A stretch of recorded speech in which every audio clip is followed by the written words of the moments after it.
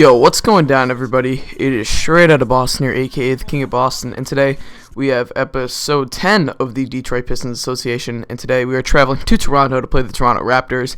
And yes, sir, that is right, episode 10 into double digits now in this association. It's getting towards the end of season 1, obviously. This is played in early April. We have one more game after this. It's going to be the last game of the season against the, well, I won't tell you guys just yet. I'll leave it as a surprise. But anyway, you can see the intro cutscene or whatever, as usual.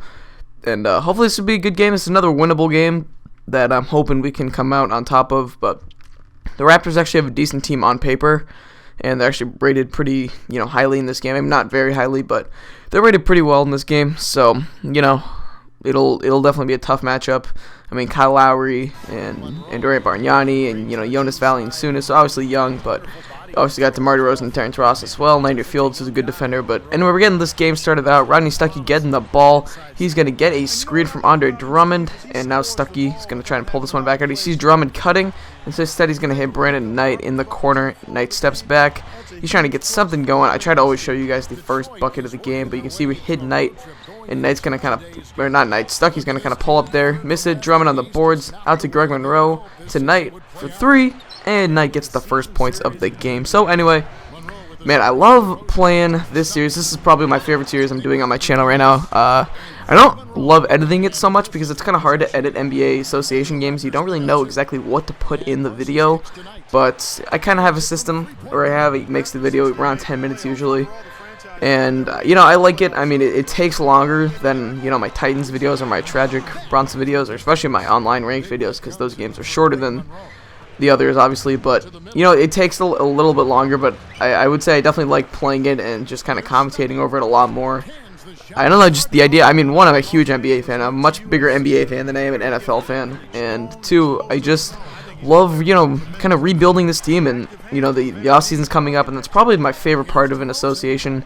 I know sometimes people don't watch off-season videos, but I think that's actually the most important part, because when you have a team like the Pistons, especially if you have a team that I've kind of built, at least so far this season, I'm going to have a lot of cap space this upcoming offseason. I also have, I think, 4 first-round draft picks.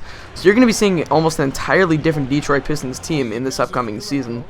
So, it's definitely going to be a change, but hopefully, hopefully the new team will do well, and hopefully you guys will like the new team. But I'm thinking next year I definitely want to be in the playoffs. I'd like to be like a top 4 seed and try to get a home court advantage in the playoff series. I think that'd be big for us. But I think just making the playoffs would be huge for us. I mean, this team hasn't had 30 wins in almost 5 years now, and I think we're actually going to end up reaching 30 wins this season. But I mean, it's obviously been a tough stretch for Detroit Pistons and Detroit Pistons fans, so I think, just getting this team in the playoffs would be huge for this team, obviously. And you can see Dominique McGuire, the former Golden State Warrior, is going to hit that nice mid-range there. So it's 28-27 right now.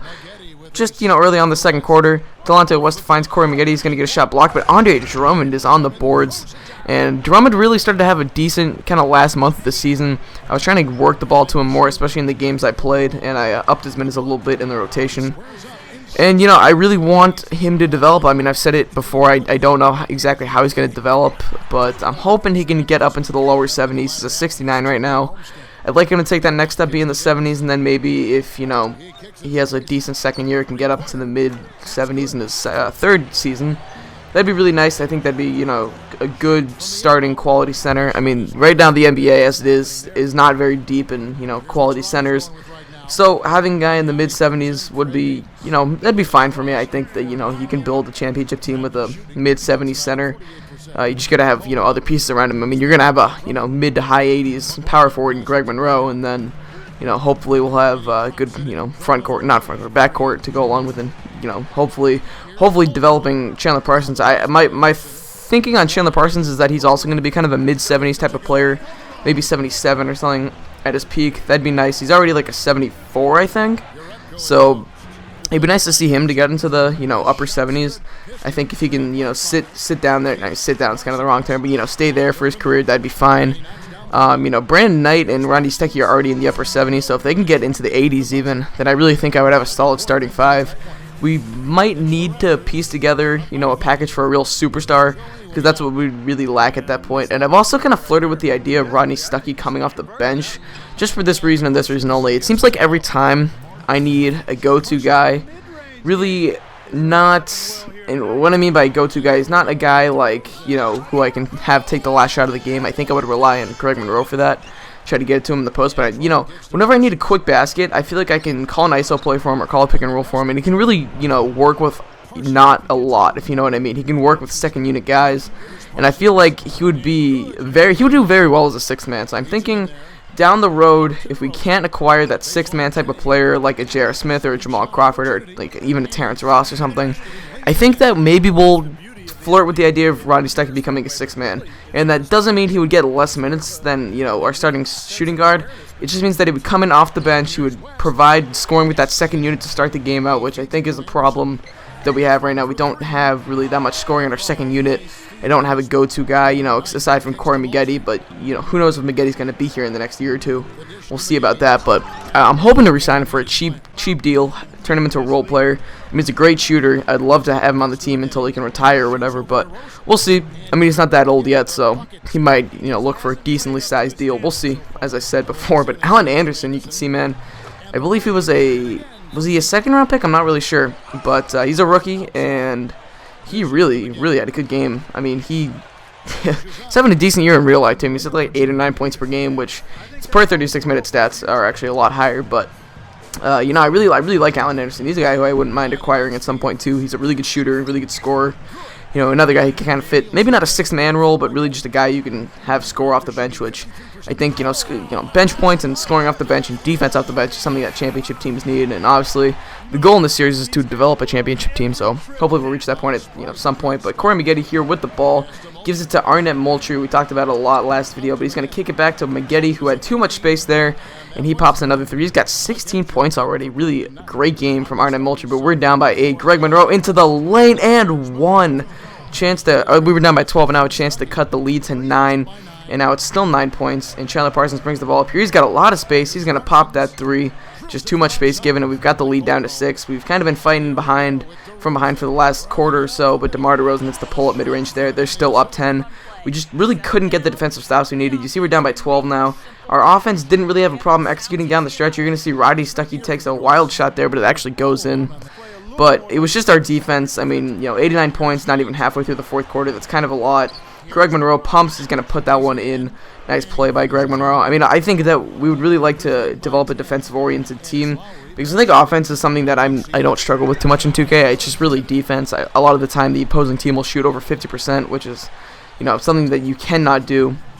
So I'm hoping that maybe we can develop to a defensive-oriented, defensive-minded team, defense first. But Greg Monroe right there, really, he faced up Bargnani and took him to the lane. That's something that whenever I watch Greg Monroe highlight films, I see him do a lot in real life, and I've been trying to do that more with him in this association. Just kind of have him face up slower guys like Andre Bargnani and just try to drive by him. He does have finisher, so he can finish around the rim when he gets bumped, and he's like 6'10", I think, so he obviously can get up there and dunk, which is nice. But Corey Maggette with a nice slam there. Still a 9-point game. If we can get some points here, maybe we can try to get back in this one. Monroe up, tried to go under, couldn't find it. Hits. Knight is going to hit Maggette, and Maggette gets the tough mid-range to fall. So now it's back to a 9-point game, though, and it really only a minute and a half left. We need some big shots here. Stuck is going to hit the mid-range, but like I said before, we really just couldn't get the defensive stops. You're going to see DeMar DeRozan face up Chandler Parsons, drive to the lane, and get the tough layup to fall. 99-90 at this point, and this game is just about over. A 10-point game with a minute left. You can see there Monroe once again facing up Bargnani, taking it to the hoop.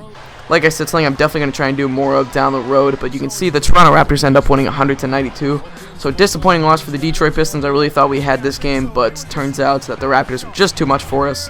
So next game will be the last game of the regular season. I hope you guys did enjoy. DeMar DeRozan dropped 31 on us and had a couple of steals to go along with it. Jonas Valanciunas with 11 rebounds. Really decent game from a couple of their guys. Maggette had 20 for us. Stuckey and Knight also in double digits, as well as Parsons and Monroe. But anyway, thank you guys for watching. Hope you enjoyed. And as always, I'm out. Peace.